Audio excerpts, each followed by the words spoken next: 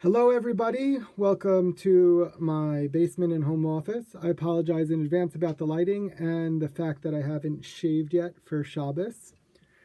Just a reminder to everybody to please fill out the form. We're trying very hard to protect everyone's safety this Shabbos. If you can't make it to shul, we certainly understand.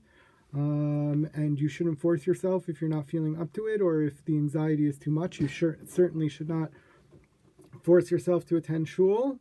In fact, it seems like most of the Orthodox Jewish world seems to be not going to make it to shul this Shabbos. We are in the unique situation that we are able to fit not a capacity shul, but a reasonable amount of people in shul, while preserving their safety and keeping them separated enough. So if you can, we'd love to have you, but like I said, if you're feeling not up to it, we certainly understand, and I can't speak for Hashem, but I certainly think he would understand as well. So what else are we going to talk about this Shabbos if not hand washing? After Israel is counted right at the beginning of our Parsha with the half shekels, the Torah commands us to build a laver. The only reason I know that word is because that's how it translates it in all the Sidurim and the Chumashim, that's the washing station or the washing basin that they would build in the temple and in the Mishkan. And the Torah tells us right at the beginning, V'asita kiyor nechoshet v'chano nechoshet. It needs to be made of bronze, and it needs to be right in front of the altar, bein oil moed u'bein hamizbeach. And there needs to be water in there. And then the Torah tells us, and it tells us that Aaron and his children, meaning all of the Kohanim, need to wash their hands and feet before they go in to do service in the temple. So interestingly, the Kohanim are not the only place where the Torah tells us that we are required to wash our hands. It's also for others. In Devarim, Perek Chaf Aleph, Deuteronomy chapter 21, it tells us the laws of Egla Arufa. If a body is found between cities, we take a calf and bring it to the river, and the calf is killed, and then the Zekanim, the elders of the community, wash their hands in the river, and they say over this dead body that they don't know how he died or how she died, Yadenu lo shafchu. Our hands did not spill this blood. Why wash their hands in the river? What's the benefit of it? So washing is a symbolic statement. They wash their hands to declare, we played no part in this murder. Essentially, what they're saying is, we acted in accordance with God's law, not against it.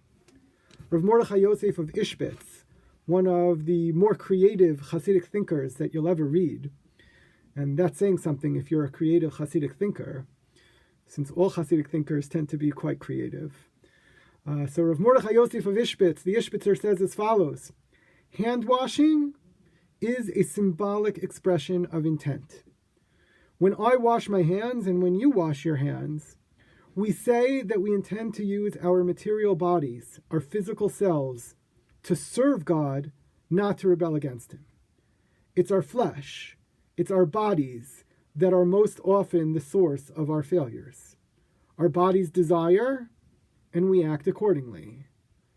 Our body wants food, we eat. Our body wants other things, and we take those other things which are, shall we say, dangerous to our spiritual selves. So when we wash our hands, we declare the intention to use our bodies to serve God rather than our desires. How does this fit into everything? That's why the Kohanim must wash their hands. They need to wash their hands before entering the temple because they're saying our bodies are going to be used as kelim, as vessels to serve the Holy One, and solely as that, and we're going to be serving God and not for anything else. Incidentally, that's why we wash before eating bread as well. Even though it's a physical act, eating, nevertheless, we wash in order to declare our desire that we use our physical selves to serve Hashem. The same is true when we wash our hands in the morning, when we wake up. It's an expression that throughout our day, we want to use our flesh, our physical bodies, to serve God and not something else. So we are washing our hands a lot. That's what they tell us to do. But this may also be a good time when we're washing our hands, and even when we're not, to think about how we are using our bodies. Are we using our voices to speak Lashon Hara? Or are we using our voices to reach out and speak to people who need our support? Are we using our bodies for inappropriate things? Or are we using them for the service of others and the service of God? Are our thoughts focused on God? Or are they focused on other things? This is the opportunity that we have to be focusing on how it is that we use ourselves. So I wish all of you a restful and healthful Shabbos, and look forward to that time when once again we can all be together without any fear or anxiety. Have a wonderful Shabbos.